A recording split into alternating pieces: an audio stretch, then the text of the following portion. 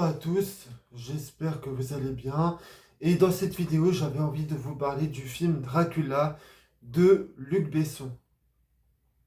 Alors, dans cette vidéo, je vais essayer de commencer déjà par le point positif. Après, je vais parler de tout le reste, tout ce qui ne va pas dans le film, parce que je vous avoue que j'ai pas trop aimé le film, mais ça sera une vidéo 100% spoiler. Donc, voilà, je vous aurais prévenu. Alors, avant de commencer cette vidéo, j'aimerais vous demander de liker la vidéo si vous l'avez aimée et à vous abonner à ma chaîne puisque ça aidera beaucoup ma chaîne. Et j'aimerais avoir votre avis dans les commentaires. Donc, n'hésitez pas à me dire ce que vous avez pensé de ce film. Et s'il vous plaît, respectez les avis, enfin mes avis et ceux des autres dans les commentaires. Bon, voilà ce que je vais faire. D'abord, je vais parler des points positifs. Après, je vais parler de la réalisation, du scénario, de la musique. Et après, je mettrai une note, enfin, pour ce film. Et comme ça, je vais expliquer pourquoi je n'ai pas, enfin, comme ça vous permettra de comprendre pourquoi je n'ai pas aimé ce film. Déjà, je dirais que avant de parler de ce film, j'aimerais vous dire si j'attendais ou pas ce film. Alors, les bandes annonces me donnaient envie, mais après, je trouvais qu'il y avait quand même pas mal de défauts dans les bandes annonces, notamment dans la réalisation que j'ai trouvé très plate. Et je sais pas, il y avait quelques scènes qui m'avaient plu dans la bande annonce. Est-ce que, au final, est-ce que le film est bon? J'ai envie de vous dire non. Déjà, je vais commencer par le point positif qui m'a beaucoup plu, c'est le personnage de Elisabetta, qui est le personnage le plus attachant du film, qui est vraiment toutes les scènes où on la voit sont vraiment des scènes plaisantes, même si, enfin, pas tous, enfin, ça j'y reviendrai après. Mais parce qu'il y a quand même des scènes qui sont avec elle qui sont vraiment très cool et très sympa. Et d'ailleurs, c'est le personnage le plus sympa du film. Parce que tous les autres personnages, on y reviendra après, ils sont pas détestables, mais je dirais qu'ils sont transparents. Je vais commencer par une chose qui me tient énormément à cœur, c'est la réalisation. Alors, la réalisation dans ce film, elle est vraiment horrible. Je dirais que les scènes d'action sont vraiment très mal découpées. Il y a des scènes d'action qui sont illisibles à regarder. Bref, il y a même des scènes qui se passent dans le noir où on voit pas grand-chose. C'est un peu dommage. Alors déjà, il faut savoir que ce film, il est réalisé par Luc Besson. Et moi, Luc Besson, c'est un réalisateur que j'aimais bien à l'époque parce qu'il faisait des bons films. Il a fait le cinquième élément qui était pas trop mal. La trilogie Arthur et Minimoys, qui est pour moi, enfin, j'ai jamais accroché à cet univers, mais si je dois bien reconnaître une qualité à cette trilogie, c'est la réalisation qui était pas trop mal. Et après, je trouve que malheureusement, on l'a perdu depuis ces dernières années, notamment avec le film Lucy, qui est avec Scarlett Johansson, et aussi le film Valérian, qui est sorti en 2017.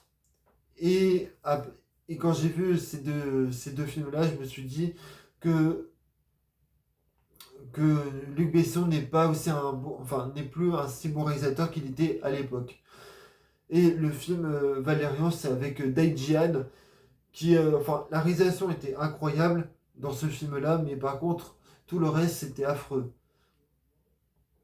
Et après, il y a eu l'horrible film Arthur Malédiction, qui lui n'avait pas réalisé le film, mais il avait écrit le scénario du film, qui était un désastre absolu. Et ensuite, il y a eu Dogman, qui était pas trop mal, mais oubliable. Après, bon, juste. Alors, déjà, moi, le plus gros problème que j'ai avec la réalisation, c'est que les scènes d'action s'enchaînent beaucoup trop vite. C'est.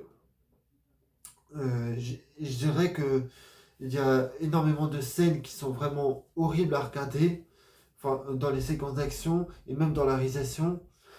Mais je dirais que La réalisation, c'est quand même un énorme point faible dans le film.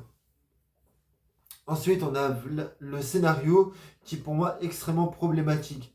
Parce que ce film, Dracula, le plus gros problème de ce film, c'est que c'est un copier-coller du Dracula de Francis Ford Coppola qui était sorti en 1997 avec Keanu Reeves. Et c'est-à-dire que tu peux me prendre le scénario là avec celui de Francis Coppola que tu verrais même pas la différence tellement que les deux films se ressemblent énormément. Et il y a énormément de copiés, enfin il y a énormément de scènes qui sont dans ce film-là, qui sont repris de ce film-là, enfin repris du film du Francis Ford Coppola. Et pour moi, ça pose un véritable problème parce que tu as l'impression que Luc Besson, en fait, il a copié sur Francis Ford Coppola. Vous voyez, c'est un peu comme un gamin de 4 ans qui copie sur son voisin en classe pour avoir une bonne note. Et, Luc Besson et Francis Ford Coppola, c'est un peu la même chose. Sauf que ce film-là, non seulement c'est un copier-coller du Francis Ford Coppola, mais c'est un copier-coller, mais en moins bien. C'est-à-dire que toutes les scènes qu'on avait aimées dans le film Francis Ford Coppola sont reprises dans ce film-là, mais en beaucoup moins bien. Maintenant, je vais parler des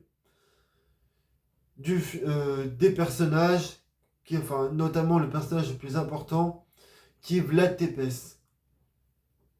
Il s'appelle Vlad Tepes dans le film, mais après il deviendra Dracula. Alors pour moi, je dirais que le personnage, il est juste détestable. Et même dans ses choix, ces choix qu'il fait dans le film sont un peu incohérents. Et en plus de ça, c'est que bon, son personnage il est extrêmement colérique, il est très, très égoïste.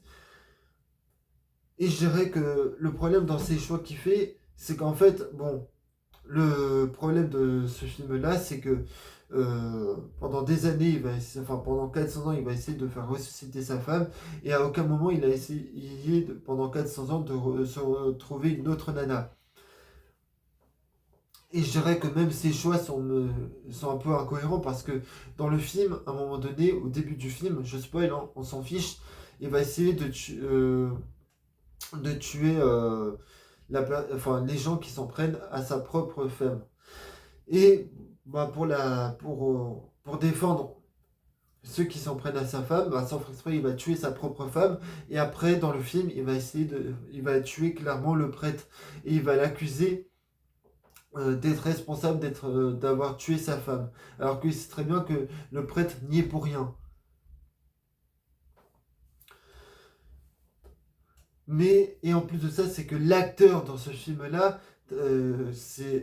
il cabotine à mort et t'as l'impression de voir un gamin qui fait son caprice pendant tout le film. Bref, pour moi, ce film, c'est un enfer et les autres personnages, ils ne servent à rien, ils n'ont aucune évolution. Il y a même certaines scènes avec Vlad Tepes qui sont invraisemblables. C'est-à-dire qu'il y a plein de scènes où il va faire plein de chutes de 30 mètres d'altitude et à aucun moment il meurt.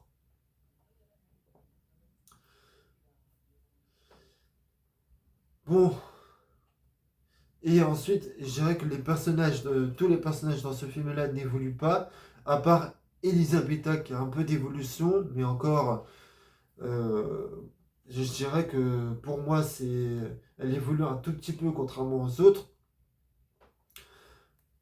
Et la musique dans ce film, elle est insupportable. T'as qu'une envie, c'est à chaque fois que tu entends la musique, c'est de mettre des écouteurs et de choisir une musique que tu as dans ta playlist, tellement que la musique, elle est atroce.